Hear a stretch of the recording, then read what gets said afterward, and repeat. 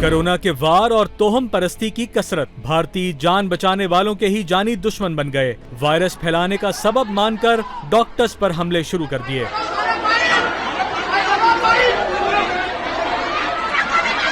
भारतीय मीडिया के मुताबिक इंदौर, हैदराबाद, सूरत और नई दिल्ली में डॉक्टर्स और पैरामेडिक्स मुश्तिल अफराद का निशाना बने, जिन्होंने डंडों और पत्थरों से हमले किए। हमलों में डॉक्टर्स जख्मी भी हुए। डॉक्टर्स का कहना है कि वायरस की तशखीस के लिए स्कैनिंग करने के लिए गए तो उन पर हमला कर दिया गया। डॉक्टर्स ने हुकूमत से मदद की अपील कर दी।